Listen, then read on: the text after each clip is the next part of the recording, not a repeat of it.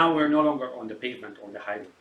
We are in an area where, like you can see U-turns, and all tangled up roads and pathways and so on. So those who went ahead of Dennis Weaver in the station wagon and in the van, they were rushing. Remember, they were in a hurry, right? They prepared,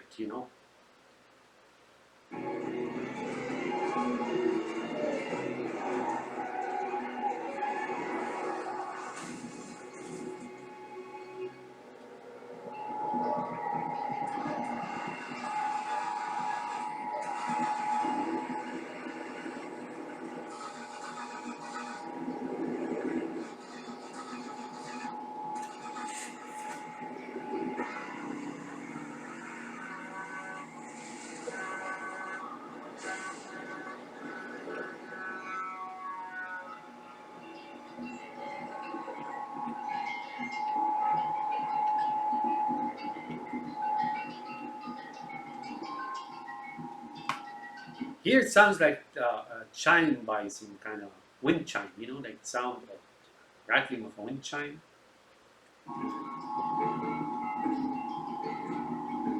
I don't know if that means anything.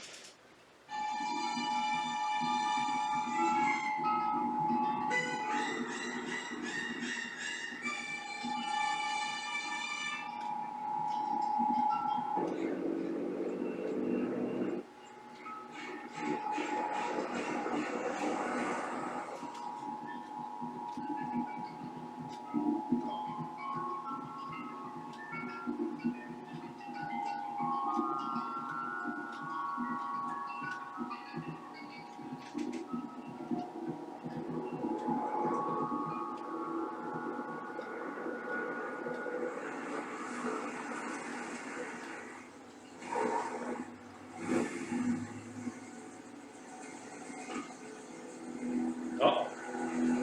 Come in. There's a fence here. This is the area.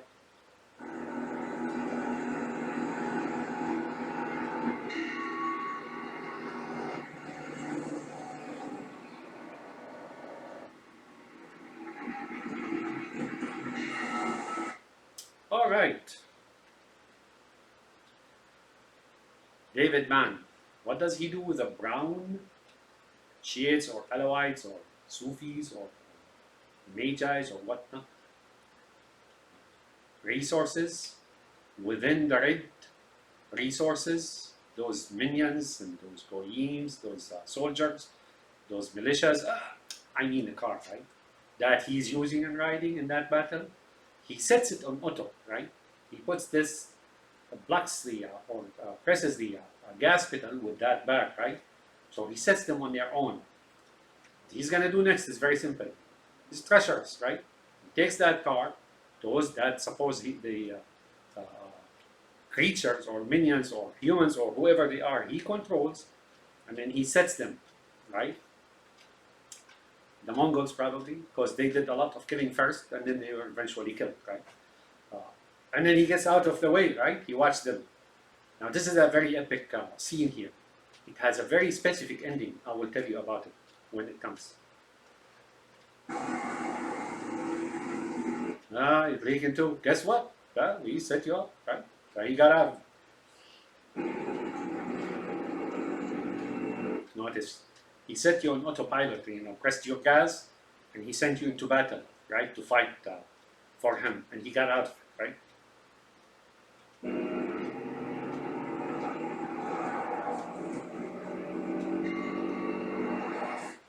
There you go, you Reds, Snake Arama, Americans, and others like Yellows and whatnot. Look what he's doing.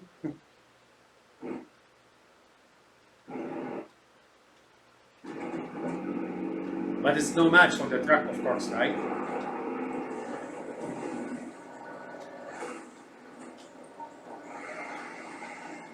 Uh-oh. Here comes the ledge. Now, the truck driver, or the deity in the truck, or that Arab or Muhammad or whoever it is, realizes the predicament and that he cannot get out of it, right? So what he does is blow the horn. This is like he's warning everybody that this is happening, right? And then he sets the brake or something of the sort, right? But something happens, notice.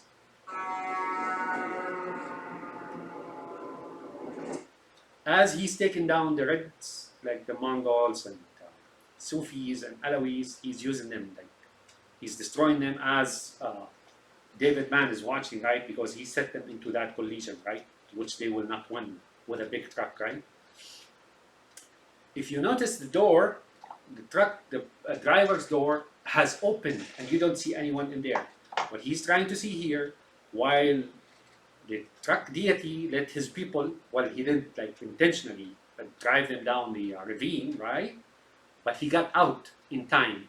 But he warned them, right? Beep, he warned them. And then the whole truck went down, but that driver of the truck, that his nemesis, supposedly, right? Notice he's no longer in the truck, right? The door is open, and he left the truck. So what he's trying to say here is that the deity that really is running after him, so and so, really he did not get killed. He left, right? He's still alive, is what he means. The reds that he utilizes, he sacrificed, like down the ravine, down the drain, right? And they are burning, they're like on fire. And but the truck driver warned his people, right? Like, hey, heck is coming. Like we're going down, blah blah blah.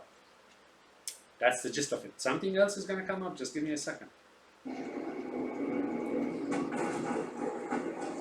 Now this footage here is impressive. Like movie thing. Just abstract movie.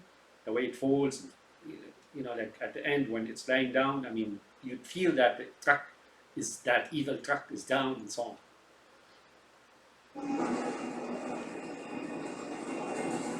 Notice the music, that disturbing, haunting music. And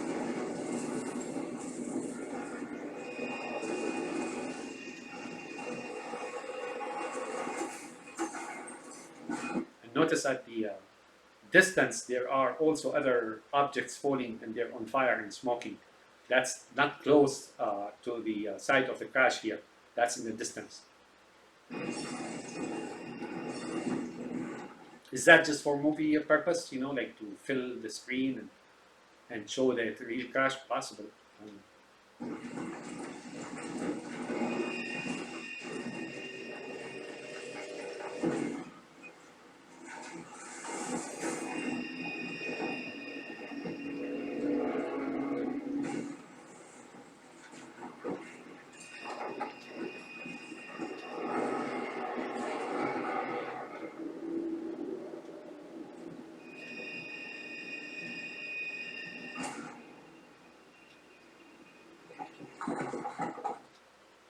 The rock, right?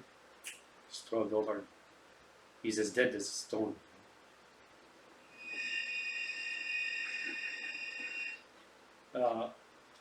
Here, he started displaying a behavior that's like childish, right? Just like when he laughed as he overtook the truck.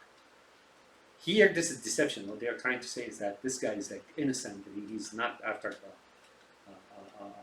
quarrel and fighting and wars and so on. It was superimposed, was imposed on him, not by a choice, but he was forced to fight, right? Is what he's saying. But supposedly he did at the end what he did.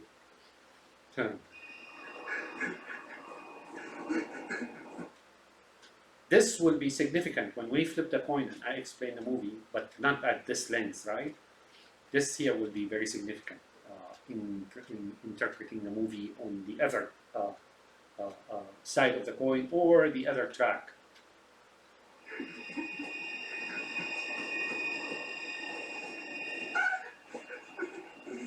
So his main gear, wearing tan or khakis, Persians, and the Persians are just the legs; they don't think or do anything else. It's just khakis. These means not the Persians really, rather the Persians who were recruited and converted back into Zoroaster, and so on and so forth, right?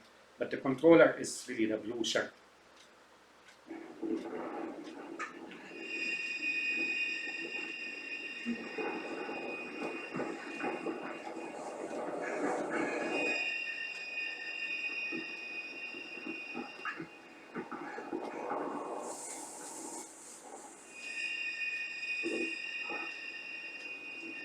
Oh, it's mutilated, mangled.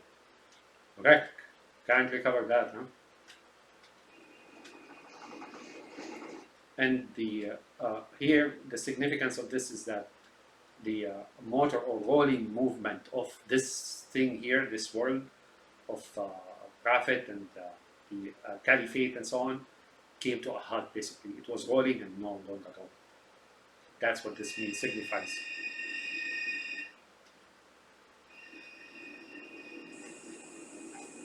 And those reds that he used to do the work, they're also destroyed. He doesn't care, he's dancing.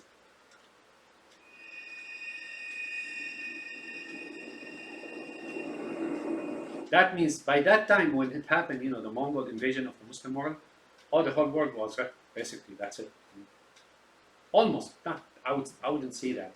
Spain was still intact with its knowledge and learning, and so is, the Arab side of Europe, the French and the the Spain and Italy and the islands of the Mediterranean and Africa as well. So I couldn't say this is only the Middle East, like down to probably Damascus or something of the sort. And then it didn't last for very long. It was defeated back, right? But they re-established in India. So here, what this is, it does look like a white flag when of surrender, right? And it is true, historically speaking, the last Abbasid Caliph surrendered and they killed him, right?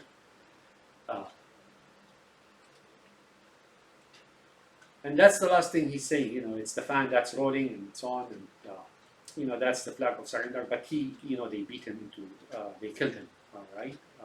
And that was the last Abbasid Caliph, if you will. After him, Umayyad stayed as caliphate in the west, but the new caliphate was the Ottomans. So that's what that is.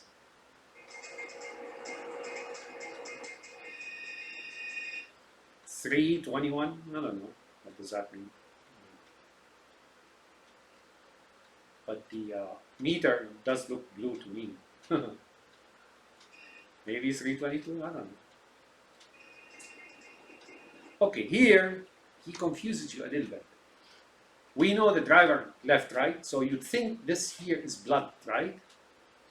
But it's really not just blood. It's blood and oil, right? If you look at it, there's red and that's the blood, and there's black and that's the oil. The oil is in fact, the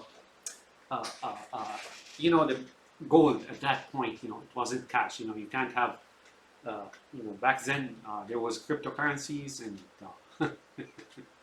and all kind of schemes and scams, and White House and Congress and central banks, and printing and so on. No, there was not now back then, but there was gold, and basically what he's saying here is the gold is siphoned off, and sure enough, the Mongols basically took all the valuables after they killed everybody. Of course, almost all. They killed around Baghdad. They killed 1.8 million innocent civilians. Just basically go into houses and slaughter everybody. Right? For them, that's something they celebrate. They dance on. But at the same time, they took all the wealth. Right?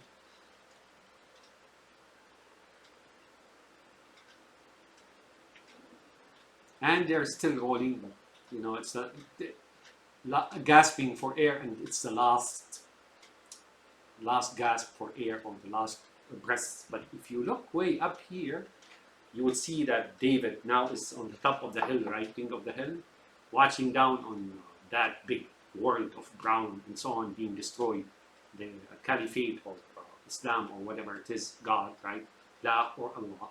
But meantime, he sent his own vehicle down with it as well. He got out of it, and he's watching from a distance while all this blood and war and so on taking place. He was just watching in the distance. Right? There he is, right there.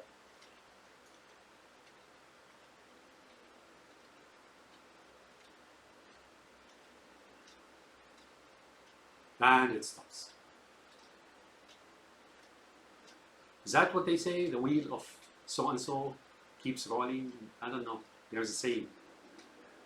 And now finally he's finding the world of so many people, I don't know, 25% of humanity was killed and knowledge was destroyed. you know, and it was like humanity back then was ravished, right? Uh, all humanity was put to destruction, was put to like it was so gory. You know, some of the details is horror, folks, what they used to do to people and so on. And but most of all is the amount, the number of the volume of knowledge and the size of the knowledge and books and sciences and so on. Oh, that was all gone. Well, not all, but some of the subjects were so unique and so difficult that today's scholars would kill to obtain a tome or a book of those, period. They're no longer, you know. And he's happy, right? Now you may say, well, he was chased into a corner and then he had to fight out. No, it's not true, folks. Baghdad was built by Arabs. You know, you would say, oh, Arabs came and invaded Baghdad. No, they built it, right? And they, the letterman, or not, he looks like Dave Letterman, not the Dave Mann and others and the Kubricks, they came and settled in Baghdad with the Muslims, and they were welcomed to universities and justice halls, and they lived like citizens, like here in the United States. No different, really, believe me, if you know what I'm talking about. They make it sound like they were done wrong, but they weren't.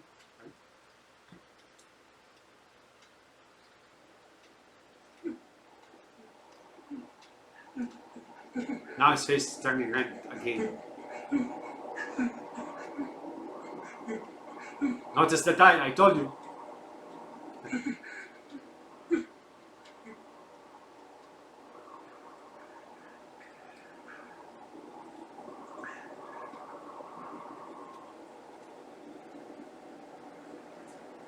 There's a gesture you need to observe. I will tell you. So now, something about this deity of, the spirit or something, and the sun. I don't know. They worship the sun. Does that mean that deity, the 666? I don't know. But somehow the sun is very, and the moon as well, is very significant in those religions. The idea of Satan or whatnot.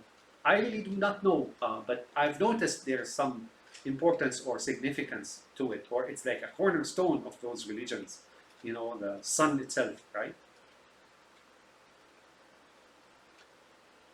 So, as you can see here, Dave Mann, now there is a silhouette. Once you see a silhouette, that's a spirit, right? Or, a spirit is not a physical body. So you see it, that's what they're saying. He's really not someone you see. He's really a spirit, right? And there's the sun, right, rising or something of the sort. Okay, he's done something, he threw a pebble, right? He picked up a pebble of stone, and threw it. And he will do that a few times. Now the body is gone, and now he's back in spirit, right? Now you see only the silhouette. And there's blue, right?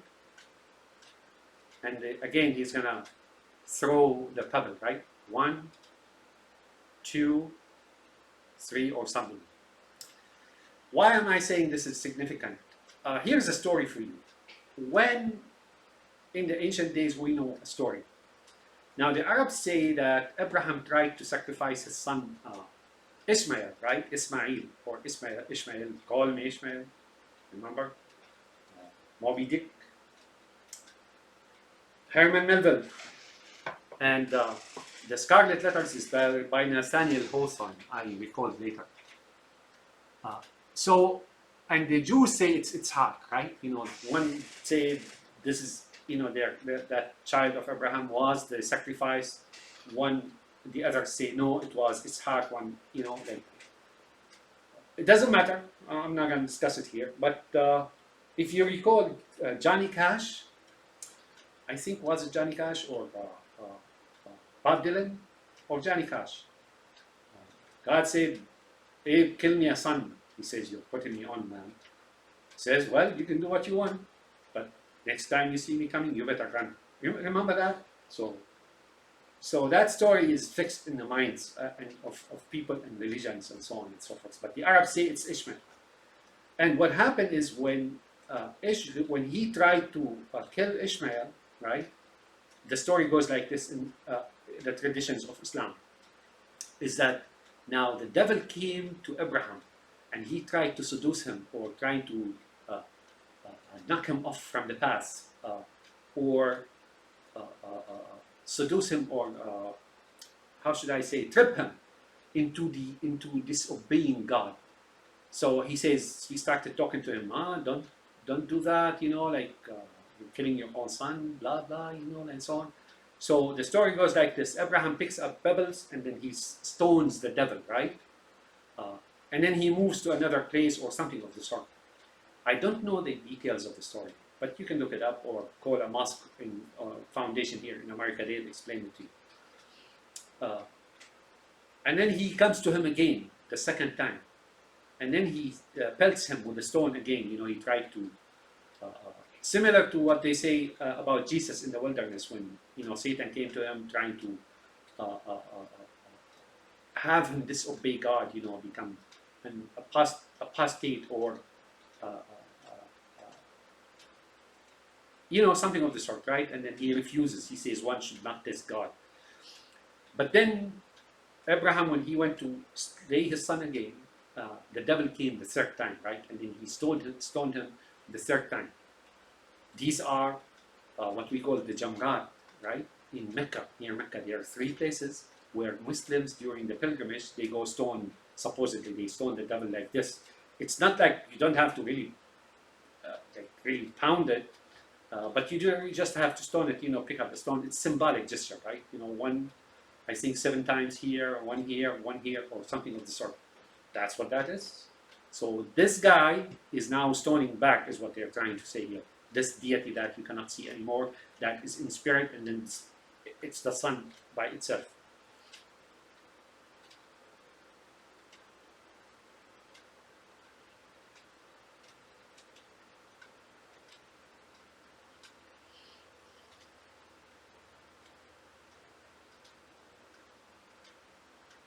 That's that, I guess.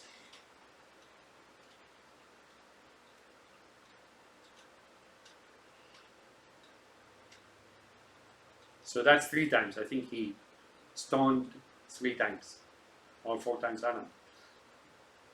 All right. So my friends, I will do a small another video on the other side of the coin, and we delve a little bit deeper into the esoterics of this movie, that psychological spin zone. And then if you watch all this and then watch the other side of the coin, you will realize much simpler what I am talking about here, or the double layered concept of this movie. Why you think Dave was the victim? Dave wasn't the victim, folks. What they're trying to say here is that deity in the truck was just big, plain, non-understanding, mindless, marauder, killer, blah, blah, blah, blah, blah, blah. He's dashing down the highway, and they lured him into a trap or something of the sort. As if that old man in the Chucks or Freeman or Freemasons cafe, right, was waiting for him. He arrived, and now they see that the situation is so and so. But we'll see you then. Have a nice day, and I do believe this is the last movie I'm going to comment on. I don't see anything else really. I mean, all the movies do converge onto the same concept. These producers and so on, whether it's aliens, whether it's anything, right? They all revolve and orbit the same point, the same center, the same concept, and that's the God of Abraham and the Arabs and so on. That's all there is to it. Have a nice day, my friend, and thanks for watching.